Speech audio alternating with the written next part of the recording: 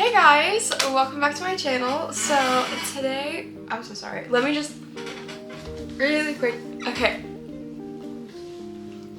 My chair squeaks. It's a little old, but it's super comfy. So, okay.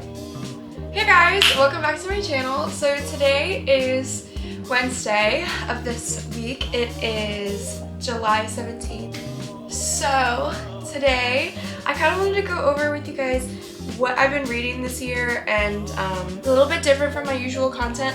I am a big reader. I always have been ever since I was little, and I just thought it would be super fun to like be a part of like the booktube and book talk community. So I just kind of wanted to go over what I've been reading, and I think I have good taste, so I just kind of wanted to talk about what I like to read, and my thoughts on everything that I thought I would like but I didn't like. So this is like the format that I'm going to use is, here's the book that I got, this is what I thought of it, this is what I rated it, and I'm also going to do like a little short summary of the book if I can remember. Most of these are fairly recent, like I've read them within the past couple months, so I probably wouldn't change my rating. We're gonna start with something that I just finished a little bit ago called This Summer Will Be Different.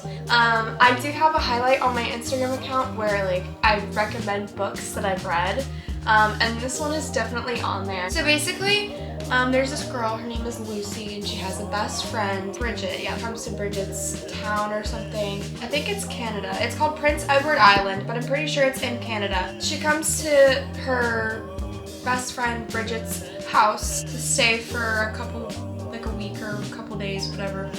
And Bridget doesn't make the flight, so then she meets this handsome stranger at not a bar, but a restaurant, and she hits it off with him and they hook up and whatever. Come to find out that that's Bridget's brother, and there's like rules, and it's like there are 3 rules, or X, Y, Z, and Z is don't fall in love with my brother, because I guess there's like some history in the past with Bridget and like a previous best friend. It's a really cute story. Obviously, they get together at the end, but it's just kind of like, when I read this, I kept thinking about it several days afterwards, and still to this day I still think about it. When I was reading this, I just like really could relate to Lucy, not in her relationship sense, but in the sense that like she was still trying to find out who she was, apart from like the influence of other people around her on her character herself. She was trying to, like, it was a romance novel for sure, but it was also like Lucy was trying to figure out who she was aside from her parents and her aunt and Bridget. But yeah, Lucy and Felix are super cute. I really love them. And I believe I did rate this a 5 out of 5. Yeah, I rated it 5 stars on Goodreads. And since it's been a few weeks, I can properly say that I don't change my rating for this book. So I haven't read anything else by this author. I do really love this book, and I do recommend it. So if you guys think you want to pick it up and read it, then I suggest to do it. Okay, so the second book we're going to talk about, squeaky, I'm so sorry. The second book we're going to talk about is Happy Place. Okay, so you're going to see a theme here. I love romance books, and I love summer. So I usually combine the two. So the last book, This Summer Will Be Different, and Happy Place is also a summer book. It's like a summer setting type thing. I loved this book. It's about a girl, Harriet, and Wynne is her love interest name, which Emily Henry, I love her as an author, but she comes up with some like interesting names, like for guys, to make them love interests, you know? It's not like it's not like super sexy to me. Like Wynne is not sexy, but I've also never heard that name in a book before. Anyway, Harriet and Wynne, this story kind of goes back and forth from past to present. It just shows you their relationship and like what went wrong. And I don't love a miscommunication trope, but Emily Henry did it right in this book, because the miscommunication was like there, but they still loved each other, and you can see that in like how they reacted to each other and how they were acting around their friends. Anyway, basically Harriet and Wynne were together in like a friend group, and their friend group's rule was like don't get together like with other people in the friend group. Harriet and Wynne hit it off, became friends, and then they decided that they weren't friends, they were going to be in a relationship, and then they were in a relationship for years, and then they broke it off. Like they got into an engagement and then they broke it off. So this whole book is basically going over like what happened, like what events took place to make them end up where they are now, and also simultaneously showing that they still love each other in like different ways. So it's super cute. I really liked it. I think I also gave this book 5 stars, and as you can see, I kind of put like little sticky notes. I'm just scared to like actually write in my books. I'm one of those girls, like when I have a book, I don't want to mess it up. And by mess it up, I mean like I want it to be spotless.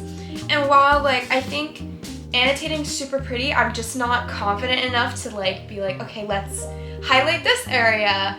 And I think I'd actually need to like take it super seriously. Like I need a ruler, I need a color code, and I think it's super fun. I like organizing and whatever, and that's great, but I also feel like I'm gonna mess it up, and the last thing I want to do is mess up my book, because I also read like this, because I won't bend the spine.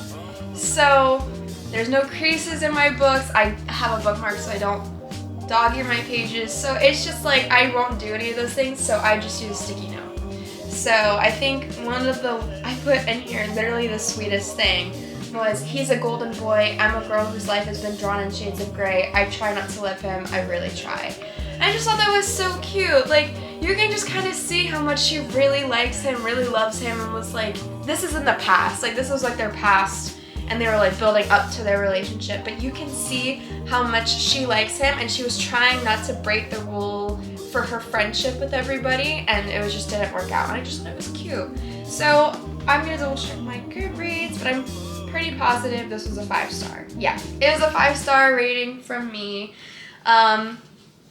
Yeah, so these 2 books are definitely summer romance books, and obviously this one has summer in the title, this one doesn't, but this one takes place in Maine. It goes back and forth from past to present. This one kind of does the same thing. And actually this book mentions this book in it, which I thought was super cute. And which is really funny because I read this one before I read this one. So if you like summer romance, like contemporary romance things, novels, I'd say buy these 2 together and then thank me later, because they're both 5 stars for me. I really have no complaints about any of the characters, and normally I hate miscommunication. It's like on the bottom for me, but Emily Henry just does it right. Okay, moving on to our next book. So this is One Italian Summer, and I love the cover. It is beautiful, and one of my dream destinations to go to is Italy, and I honestly really want to spend a lot of time there. If I could, I would stay for a month. Or if I could, like my dream would be like have a summer home there and go there whenever I want type thing. That is what kind of really inspired me with like the cover. I was like, it's super pretty. It reminds me of like what I dream Italy would look like, especially the Amalfi Coast. I don't know if I'm saying that right, I'm sorry. But I picked this up because I started watching an Italian drama series. It's called Baby, and I know it's older, but I really liked it. I also have seen it like advertised, or not even that, just like the aesthetic photos on Pinterest of this book. And I was like, you know what, I think I would like something like this. And it looked like a summer romance novel, just like the past 2, but it is not. It is about a girl named Katie, and Katie's mom just passed away, and they were supposed to go on a 2-week trip to Italy because her mom went there several years ago, or before Katie was born, so she wanted to go. At least is what Katie thinks. What caught my attention with the back is that Katie sees Carol back in Italy for their 2-week vacation, but she's 30 years old. So they're the same age, and she's like, I gotta talk to my mom and figure out what's going on type thing. And I'm not gonna give you any spoilers because that's just not what I'm gonna do. Katie kind of rubbed me the wrong way, and which is unfortunate because I think this book could have been like really good. Katie, the first like couple paragraphs in, to the book says, if your mother is your greatest love, then what does that make your husband? And she just kind of like went through grief throughout this book and was talking about like how much she was like her mother's daughter, and like her father didn't fit into her mom's world, and her husband Eric didn't really fit into her world either. Her and her mom just got each other, which is interesting. Like, okay, that's cute. And it just kind of really shows her grief. Like, she doesn't know who she is without her mom. And I get that. But my problem comes in, like, when she's, like, getting aggravated by her husband, like, immediately. Which, again, this is, like, subplot, like, very minimal romance in this book. Like, there's really no romance. It's all about Katie and her mom. My problem is like, how rude she was to her husband, who was just there for her, and she was just kind of, like, got the ick from him. And I was just like, okay, I don't understand. Like, I understand you're grieving, but maybe you should just take some time to, like, think about this stuff.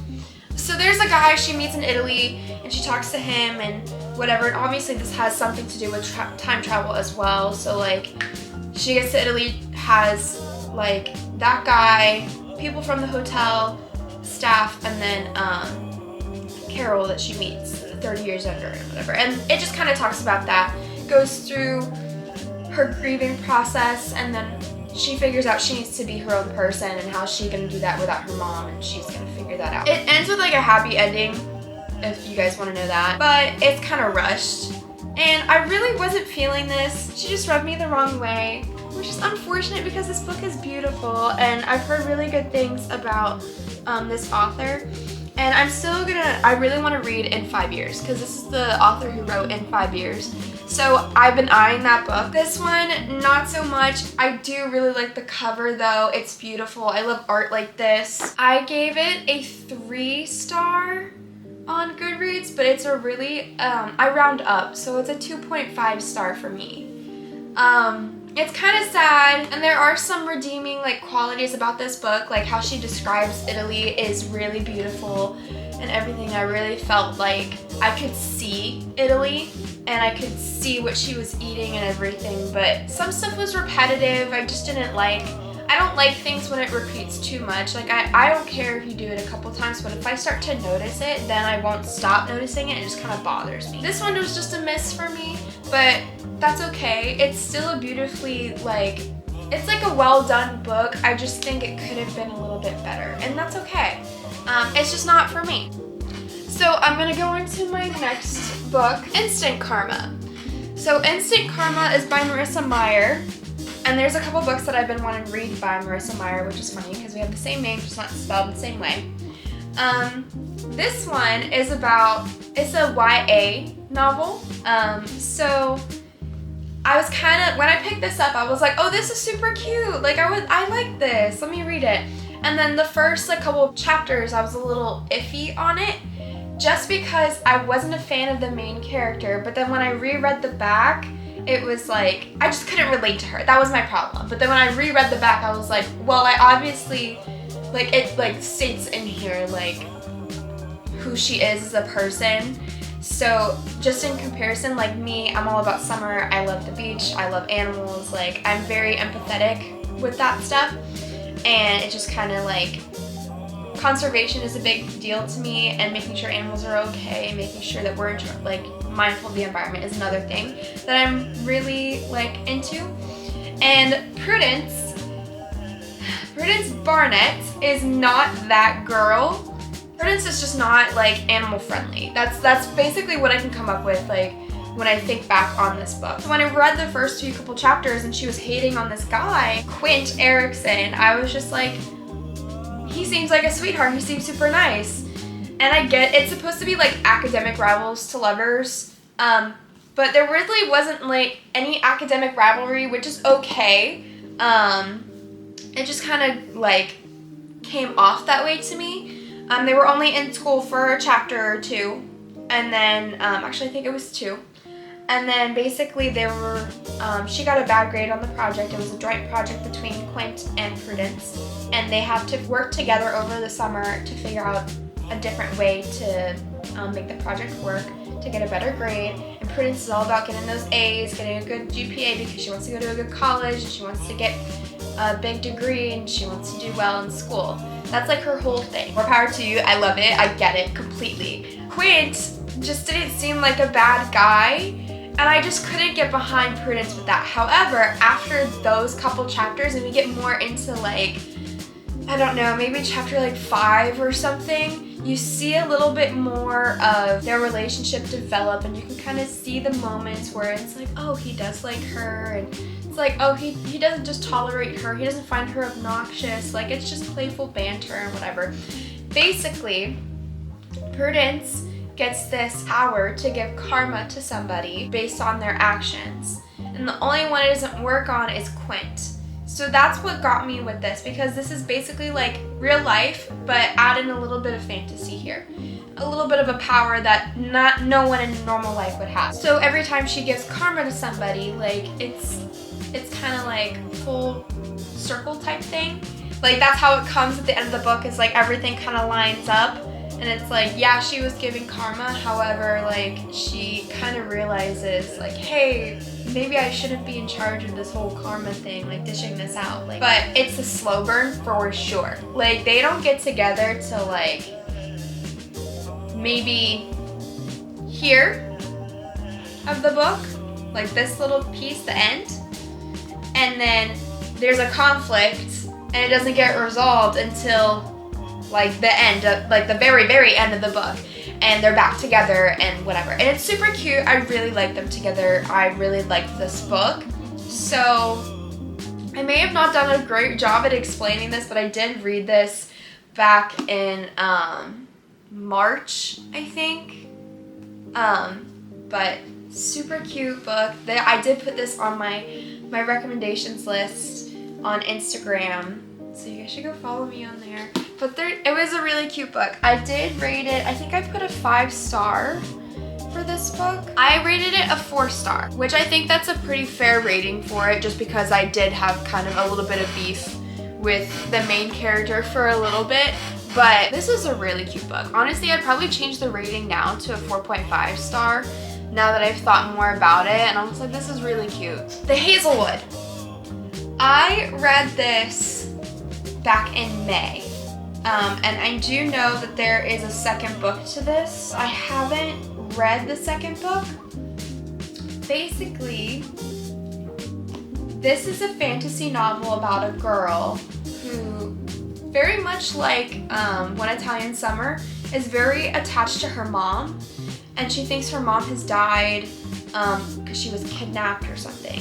So she's now trying to find her mom. Her mom's mom was a storyteller, but she's only got like one book, and every story in that book, like chapters, has different stories in them. Alice was never allowed to read those books as a kid. Her mom wouldn't let her, and you can just tell something is strange about that when you first start reading it. And then also, Alice's mom is dating a guy who's just repulsive, not a great guy. He's super mean. Kind of reminds me of Percy Jackson when his mom was dating that other guy. I don't remember his name, but I think a movie. I know, I read the books. That's what I was thinking of from the movie when I read that about this guy. And her mom gets kidnapped / murdered, whatever, in her eyes, or at least that's what she's taken from this. And she's like, okay, I have to find my mom, and she recruits this help from some guy that she thinks is just a guy from her school that she has a romantic connection with. Little bit. It's like very subplot. It's not even, it's very minor romance. There's really not any romance in this book. This guy just really liked her, and she could like him, but there was just something off about her herself. And then she ends up finding out he's like a super fan of her grandma's work. And she's like, I don't want to be around you because I don't like super fans. So then they go on this journey together to try and find her mom. And she finds her grandma, and there's just a couple other things. And obviously the book is called The Hazelwood, and they have to, she travels there to go see her grandma to talk to her. So, and there's just a bunch of other stuff that I'm trying not to say because it's very much spoilers, and I don't want to give you guys any spoilers. if you do like this book. It kind of reminded me of Alice in Wonderland type vibes, which I really liked. And I do like a little bit of world building with stuff. It's just sometimes it's hard to envision things when there's just so much going on. So that's like the best way I can describe it. Like, fantasy novel, Alice in Wonderland, but think crazier. I really did like this book. I think I gave it either a 4 or 5-star rating. I gave it a 4, and I kind of stick by that review. It's either a 3.5 or a 4-star read for me. I did like it. It didn't hit my romance thing I wanted. And that's fine. And not every book has to have romance, but I do like it when like it's in it. I just kind of wanted her to like be with Ellery, and you just don't get that in this book. But there is a second book, like I said. I'm not sure if I'm gonna buy it. When I first finished this book, I really wanted to buy it, and I wanted to go find it and start reading it immediately. But now that it's been a while, I'm like, I kind of want to read other things. So 4-star for me for this book. It's The Hazelwood. So I did put this in my book recommendations though on Instagram, so I do like it. I don't know if I did this review justice. It's fine, but I'm moving on. Okay, this next book is gonna be a little bit of a shorter talk about it, just because it's called Red Wolf. I got the hardcover of it because I actually bought this last year, and I didn't read it until this year, just because I was kind of going through my Twilight phase. I was rewatching all the movies. Wolves are one of my favorite animals, so I'm naturally drawn to like werewolf stuff, which is why I like Twilight, Vampire Diaries. Teen Wolf was a big part of my teenage years. When you combine fantasy and a classic Red Riding Hood story together, you get this. And I really liked it. The plot of this is that it's very much Red Riding Hood, but make it like a little bit gorier. Red Wolf is about a girl who has red hair, who lives in the woods with her village, and they are surrounded by a woodland area that's super dense, super dark. Like once you step into it, there's like no light. That has horrific creatures in it that try to kill them. There are red wolves and there are white wolves, and the village thinks they're the same thing, but they're not. And white wolves, when they bite somebody, spread an infection to make them like rabid, essentially, or like a white wolf. They think anybody that goes into the woods and is bitten comes back and is either acting strange, or they were like, I was bitten, they have to like kill them, hang them. That's just how it is. Adele is 16 years old, and she wants to marry this guy, and her mom's like, no, I don't trust him, and I actually arranged a marriage for you. And so there's a whole thing about that, and you just kind of figure out like what's going on with Adele, what is going on with the village, what happens when Adele goes out in the woods. Adele's grandma loves out in the woods, so Adele is gonna go visit her grandma, and events take place from there, which I will not tell you because there would be spoilers. When I was reading it, I was like, okay, this is definitely like Red Riding Hood, and obviously from the cover art, you can tell it's Red Riding Hood. If you like a classic retelling, and you like a little bit of girl power, and you like fantasy, and it's got a little bit of romance in it, it's nothing crazy. It's not a contemporary beach read novel. I'm gonna keep comparing those to like these because those are like my genres. It's like barely any in between. It's like beach read, something I'm gonna read during the summer, something that makes me think about summer on the beach, or completely different world, fantasy, the love interest is 500 years old. So this is kind of a little bit of in between. The love interest is not 500 years old. However, it is like, yeah, classic retelling. That's all I can say about it. I did rate this book 3 stars. That seems a little low for the way that I'm talking about it. However, it's been done before. I could see everything happening. I knew everything that was going to happen while I was reading this book. And I kind of like being challenged when I'm reading something. When you're doing a classic retelling, I kind of want you to like do something a little different with it. It is different, but I just kind of, the amount of fan fiction I read, it's just like, this is nothing. And this is just like, the ideas people come up with online, a lot I've read about, you know? Stuff that I want to read, if it's gonna be a fantasy novel, I kind of want it to be a little bit different. I want it to be something that you came up with yourself, which is exactly why I gave this a higher review, or not a higher review, a higher rating than this, because this is something different. I've never read anything like this before. I've read 2 other books like this, and that's fine. There's nothing wrong with it. I like giving my input, so. I'm now gonna put in the next 3 books that I read, because this was a series, and I'm gonna try to make this as short as possible. I cannot really explain these to you as much as I would like to. So, this is called A Deadly Education. This is the series. So we have A Deadly Education, The Last Graduate, and The Golden Enclaves. These 2 are masterpieces in my opinion. This one kind of makes me mad. I read these at the beginning of the summer.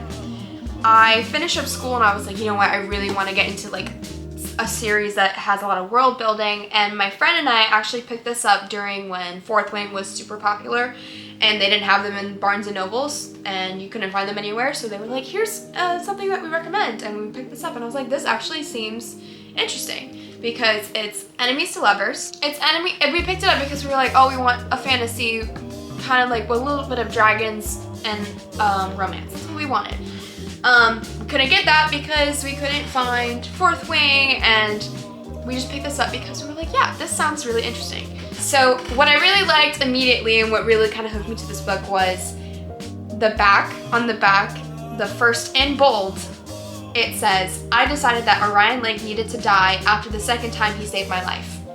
I'm sorry, you have me hooked. I'm buying this book no matter what now. So enemies to lovers is what you get with this. It's about a girl named, I'm probably gonna butcher this, Galadriel, Gal, whatever. I'm also a sucker for a book, so obviously we have that back, right?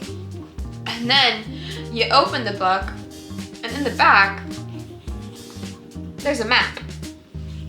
There's a map of the school, and there's a little diagram map, not a map, but a diagram of somebody's room. And then we have another one, I think, as well. Yeah, here's another map. Oh, so these are like dormitories side by side. So there's Galadriel's dormitory room, and then this is Chloe's dormitory room. So anyway, Galadriel hates Orion because he is a guy who just wants to save everyone. He's a hero and she just doesn't like him. Like, that is not what this romance is all about. It's about surviving, getting out and surviving. It's a world that is filled with monsters, and these kids have wizard-like abilities. Think Harry Potter, but without a wand. They have to learn their abilities, their magic, and they also all have their own like special skills. And Galadriel's is death. Sorry, this one. She is really good at like killing spells, things that are gonna destroy everything. Like, that is her thing. Unfortunately for her, she doesn't want to do all of that stuff. She's kind of like, she's a little different. Her mom raised her to be a certain way, and there's a lot of world building in this book. And when I say a lot, I mean a lot. And this is also our girl Galadriel, however you say her name, Gal, I'm pretty sure is what they've called her. She info dumps hard. Like, we're in her point of view like the whole time throughout this entire series. And we just hear her thoughts We watch her actions and we see her actions through other people. We see what is annoying her, what isn't annoying her, what she thinks is cool and whatever. So that kind of like, I feel like saves her as a character, because if we didn't see inside her thoughts, she could be annoying, but I just don't find her annoying. She might be a little whiny in the first book, but I actually really liked her as a character. So for the world.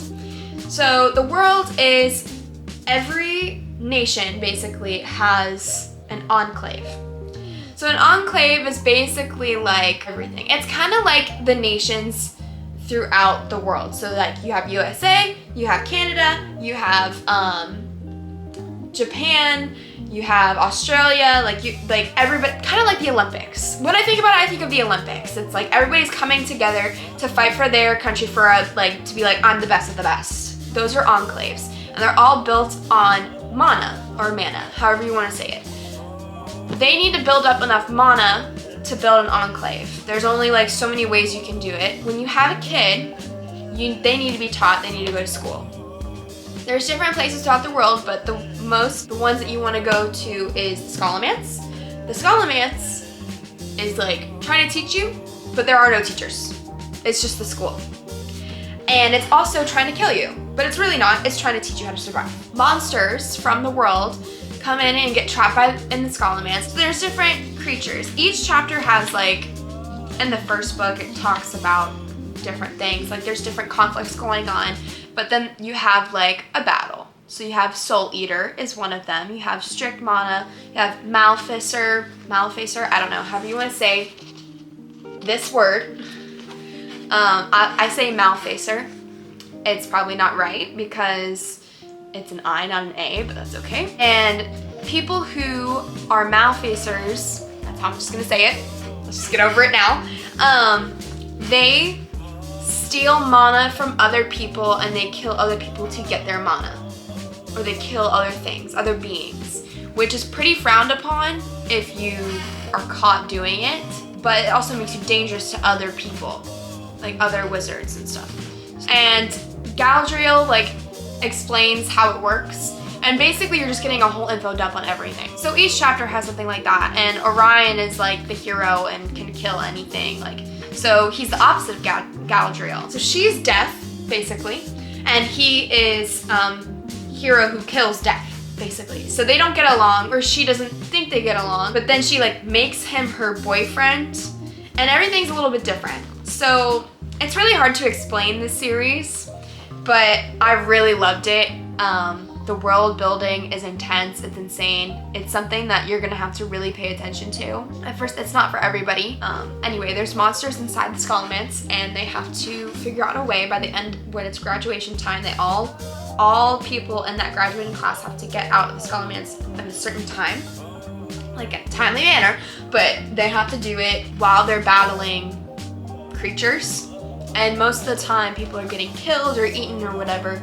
So they're all trying to get through graduation. That's the point of this book. They're trying to get there. They are juniors right now. They'll be seniors in the next book, trying to get through that, right? There's definitely different types of creatures in this book, in these books. And there's one that is worse than all the rest of them because it just kind of absorbs people and it kills them, but then they sit there in that monster's stomach, essentially. They just suffer for the rest of eternity. So there's really no, Mawmouth. They're called Mawmouths. Mawmouths are the worst. And when I picture a Mawmouth, it's really hard for me to picture them because it's supposed to be this scary thing, but all I can picture is this big jelly, gelatin blob. That's all I've got. And the writing style is pretty much the same throughout all of them. So this one is pretty much the same way. This is called The Last Graduate. And in this book, they're seniors. You have a lot of the same conflict. Now they're trying to graduate and get out. However, Galadriel's problem is now she's trying to get through the school year and she's trying to save everybody. She's now developed this complex, not like a hero complex, but now she's getting empathetic for people when she wasn't really like that in this one. She became that way in this one. And she's like, okay, I really don't want anyone to die. I feel responsible. The school is trying to help, so let's do this. And this one leaves off on a cliffhanger. This one leaves off on a cliffhanger. This one is the last one in the series. Happy ending, wrap up. But this one irritated me the most. I'll get into that. But basically, she is like caring about everybody, is now trying to find a way to like get everybody out because she cares about other people, and when those people care about other people as well, now she's got to group them in, and next thing you know, everyone cares about everybody. So that's basically how it goes. So she's now trying to train everyone to get out, and she's trying to develop a way to get the Mals, which are the creatures, the bad creatures, to find a way to like defeat them without using so much mana, because she doesn't have any mana. She's not in an enclave. Her mom raised her herself in a little hut. Like, that's just not how it is. She's strict mana, which means she like builds up mana and she has to store it, and she doesn't use it very often. Whereas other people, when you're part of enclaves, mana is just constantly coming in and you're all sharing it and there's no issues, you know? Which is why Orion is a part of New York Enclave, so USA, that's kind of how I put it.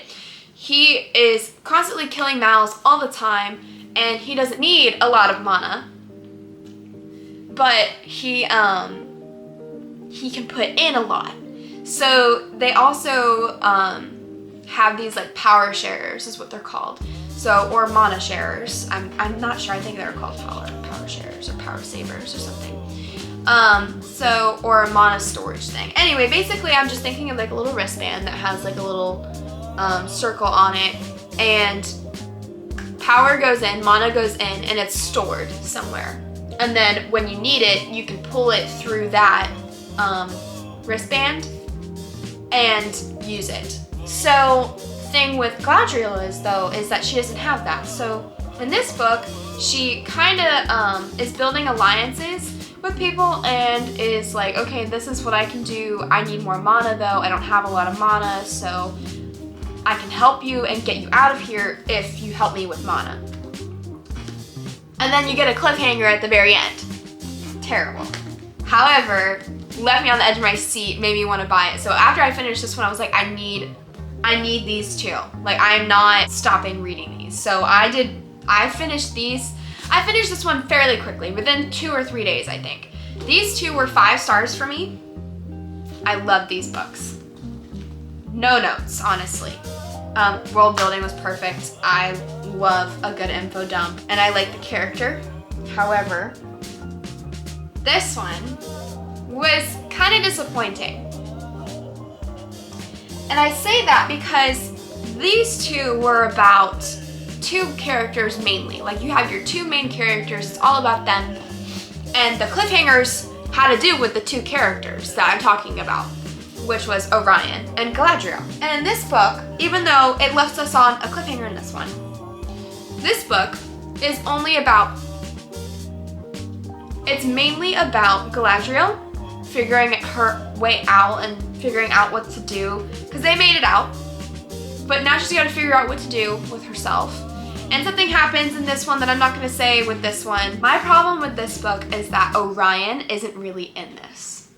You only see him, he's probably maybe 10 to 20% of this book, whereas he was in about, I don't know, 75, 80% of these books. And his interactions with Galadriel, or Gal, was just chef's kiss. Like, I absolutely love them together. This one, he's barely in it. He barely talks. Like, she tries to like get him like back type thing. I'm trying to be very vague here. But she like turns around and goes off with a different character. And I do not like this character because this character was barely mentioned in this book, probably 5-10%. And this character was super annoying. Like, I did not like this character at all in this book, and I was very excited when this one was over and we stopped seeing this character. Only to get into this book and it's like replacing Orion, which really made me mad. But there were like moments in this book where Galadriel just didn't seem like herself in these two. Like, I just got to know her through these two books, and I went into this one thinking she was gonna be a little bit different because she does have like a grieving process and everything, and she's trying to figure herself out in this new world. However, she's a little bit off. Like, it's just not the same. I just thought it was kind of out of character for her. For me, good vibes, love them. Just needed this to wrap up the story, did not love it. These two were 5 stars, this was a 3. That's what I have to say about those. The last book that I'm going to talk about today, I just finished reading. This is for my girls who like the spicy stuff and kinky stuff. Her Soul to Take. You know it's a good series when I immediately have to pick up the second book. So I finished this one. While this book was like super interesting for me, and to me, it kind of like delves into like a different side of fantasy. Usually I'm a slow burn girly, but these two, like the main characters, get together relatively quickly, and it's just like that the whole time. Normally that would bother me, but it didn't. It didn't bother me. And if there was, and there's smut in this, and I think there was like big smut like 3 times in this. The rest of it is just kind of like pining. Leon, okay, so the characters' names are Leon and Raylan. Leon is a demon. Raylan is just a girl. And they are in the city of Abalam, I don't know. That's what it's called. And there's something going on in Abalam where there's like a cult happening. Leon is a demon that was summoned by this family called the Hadleys, and the Hadleys, the main guy, Kent, the father, is in charge of the Livery, I don't know. They are all trying to summon a god to like come back to life, come back to Earth, like whatever, and they have to sacrifice people. And it's not any random person, it's specific. There's 3 people that they need to sacrifice, and it's specific to the families that went down this mine. So unfortunately for Raylan, she is one of those people. She doesn't know that.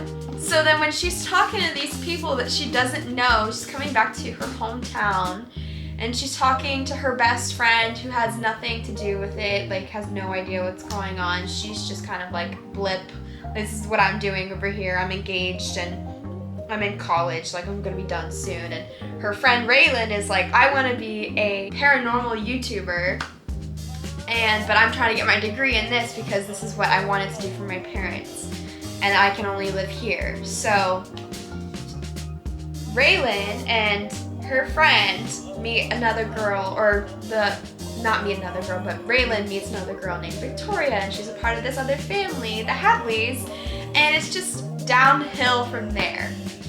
Leon is controlled by the Hadleys for a short time. He has a thing for Raylan, which she is also known to be called Ray.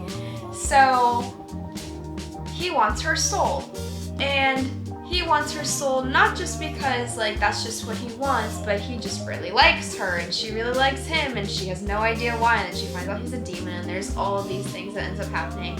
And it's a happy ending, and it's a standalone, however it is a part of a universe. And I decided that I'm gonna read about another demon in a different universe. So I'm now reading about Juniper and Zane. Zane is another demon. But I will say this book had me gripped so tight. For my kinky girls out there, I'd say this is, or for my girls who like spice, I would say you would like this. It's not the worst thing I've ever read, like not like the kinkiest, it's not the spiciest thing I've ever read, but it is really good.